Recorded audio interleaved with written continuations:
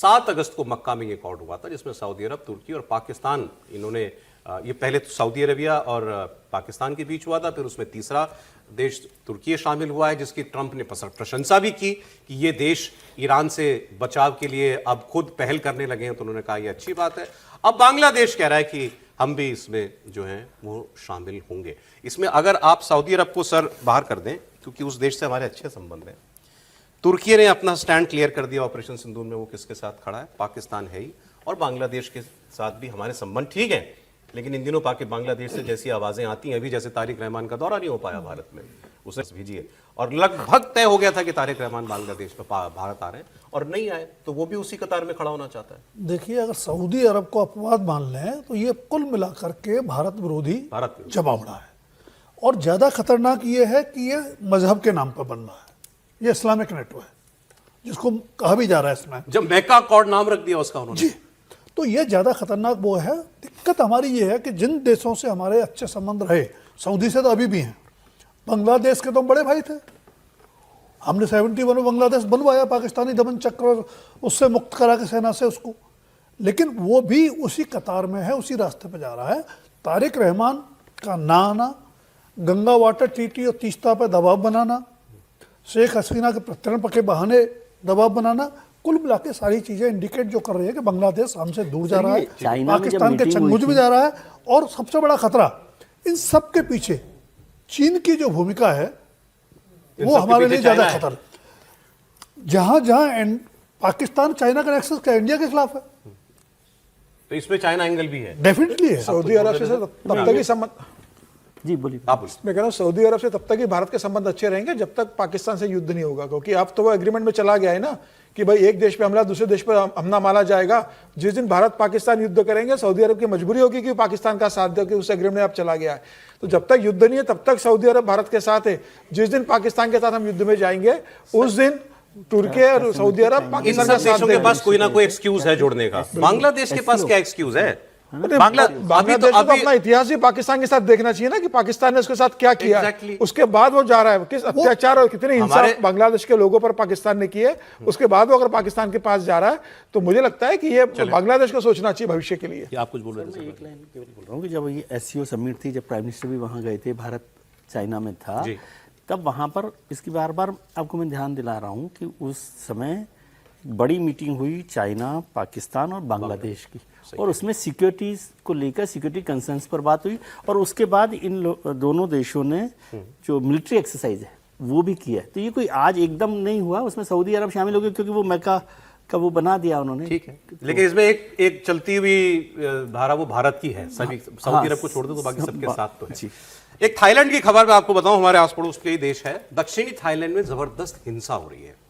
मुस्लिम बहुल प्रांतों में जबरदस्त प्रदर्शन हो रहे हैं और घरों, दुकानों, सरकारी संस्थानों में आगजनी की जा रही है। मुस्लिम बहुल इस क्षेत्र के लोग इन इलाकों में अलग प्रशासनिक व्यवस्था चाहते हैं। पट्टानी, याला और नाराथिवत ये दक्षिण प्रांत, जैसे दक्षिणी प्रांत हैं, और यहाँ मुस्लिम पॉपुलेशन काफ़ी है। ओवरऑल थाईलैंड बौद्ध बहुल देश है, और इन एरिया में रहने वाले लोगों का, मतलब मुस्लिम पॉपुलेशन के लोगों का ये आरोप है कि उन्हें दोयम दर्जे के नागरिक के तौर पर देखा जाता है। विद्रोही समूह इन क्षेत्रों के लिए स्वतंत्र या स्वायत्त शासन व्यवस्था, ऑटोनॉमी चाहते हैं। साल 2004 से ही दक्षिणी थाईलैंड में अलगाववादी आंदोलन और सुरक्षा बलों के बीच संघर्ष जारी है, जिसमें अक्सर सरकारी ठिकानों पर, सुरक्षा चौकियों पर वार किया जाता है, उनको निशाना बनाया जाता है। तो ये एक बड़ी शक्ल ले चुकी है ये वायलेंस जो है। जुड़ा हुआ नहीं अभी आपको, लेकिन नेपाल में भी याद होगा, नेपाल में भी अभी दंगे हुए थे, वहाँ भी जो कुछ मुस्लिम एरियाज थे वहाँ काफ़ी वायलेंस हुई थी, तो उसको हिंदू मुस्लिम राइट के तौर पर देखा गया था।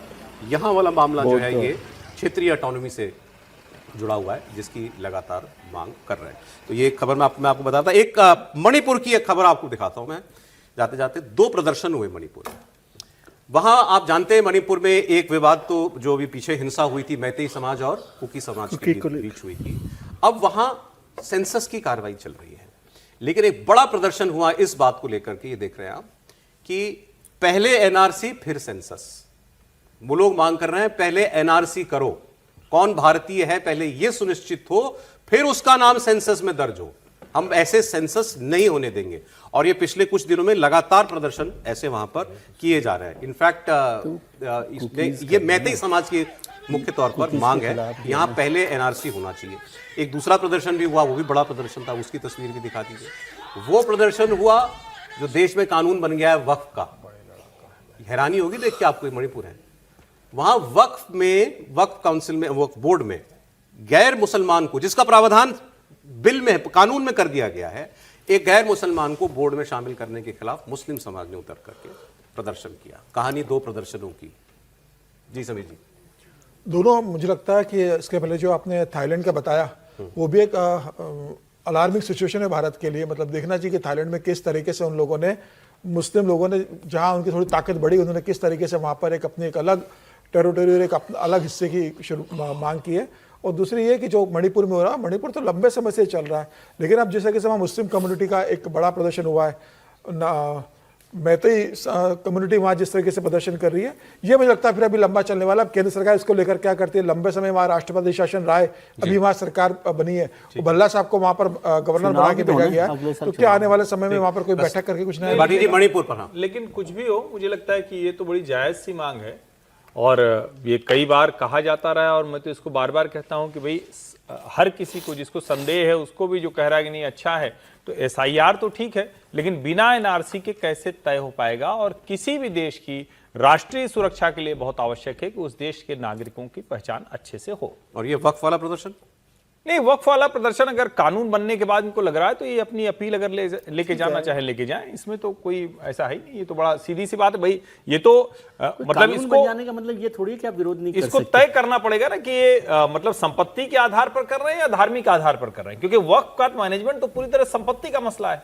तो ये दोनों मतलब इससे लंबी डिबेट हो चुकी है, तो इसको तो देखना पड़ेगा। ये मजहब के आधार पर हो रहा है नहीं, लेकिन गैर मुसलमान क्यों हो वक्फ बोर्ड में? उनका प्रदर्शन इसके खिलाफ है। नहीं, मजहब के आधार पर है नहीं ना, क्योंकि अगर मजहब के आधार पर होता तो उसमें जितनी चीजें, उसमें संपत्ति का क्या लेना देना है भाई? आप तो ये कह रहे हैं कि इसमें हम मुसलमानों के जो गरीब लोग हैं उनका एक मसला करेंगे, उसमें कोई धार्मिक मसला तो है नहीं। ठीक है, उसमें कुछ जगहों पर मस्जिद भी है, कुछ जगह पर ईदगाह भी है, लेकिन कुल मिलाकर मसला क्या है कि आप कह रहे हैं कि हम उनके लिए दान कर रहे हैं, तो मैनेजमेंट का मसला है ना, संपत्ति के मैनेजमेंट का मसला है।